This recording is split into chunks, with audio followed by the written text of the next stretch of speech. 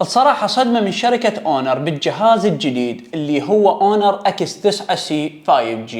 طبعا هذا الجهاز راح ينزل نهاية شهر ال11. اول موضوع اللي لازم نسولف بيه انه سعر التليفون راح يكون نفس الاصدار السابق الاونر اكس 9 بي.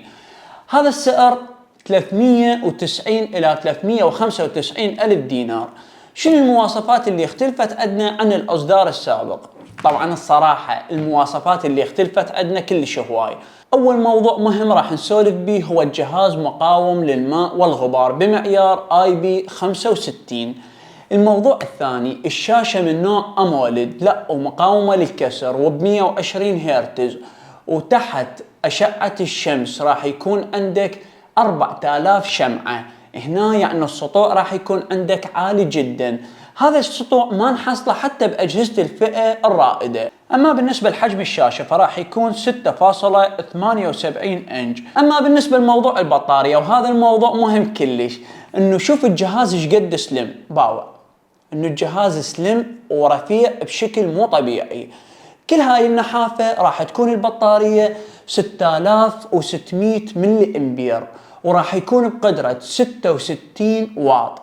يعني جاي يشوف انه الجهاز سلم وبنفس الوقت البطارية عالية جدا، انه تحس انه البطارية مالته مالت ايباد او تابلت، هيج موضوع مال اجهزة لوحية. 6600 ملي امبير والجهاز بنفس الوقت نحيف جدا. راح يكون الجهاز بسمك اقل 8 ملم. لا ونرجع الموضوع المعالج مالته راح يكون من شركة سناب دراجون 6 جين 1 ب4 نانومتر. وهذا الجهاز انا استخدمته من ناحية الالعاب. الصراحة جهاز بدون حماوة، وراح يكون عندك سلس جدا بالالعاب، وينطيك 60 فريم بلعبة البوبجي او كول اوف ديوتي وغيرها من الالعاب.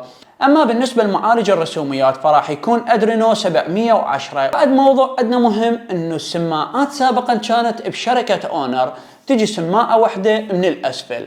اما بالوقت الحالي فراح يكون عندك سماعة اعلى الجهاز وسماعة باسفل الجهاز استيريو، يعني حتى اثناء الالعاب راح تسيطر على اللعبة وراح يكون عندك الصوت واضح. اما بلعبة البوبجي فراح تعرف جاك من اليمنى او من اليسرى.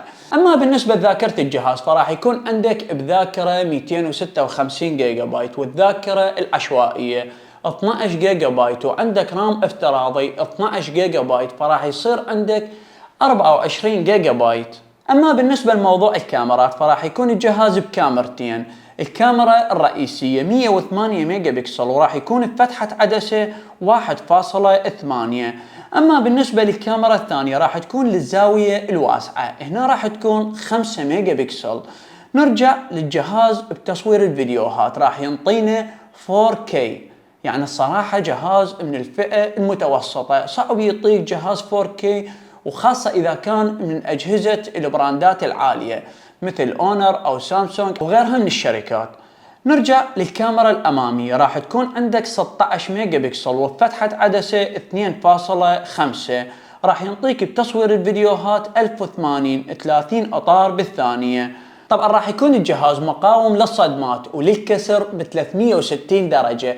يعني ما راح تكون عندك الشاشة فقط مقاومة للكسر، وإنما راح تكون عندك الشاشة والكاميرات الخلفية والأطراف، جميع أجزاء الجهاز راح تكون مقاومة للكسر. أما بالنسبة لحماية الجهاز فراح تكون بصمة الأصبع داخل الشاشة، وراح تكون سريعة بالاستجابة وبسرعة فتح القفل.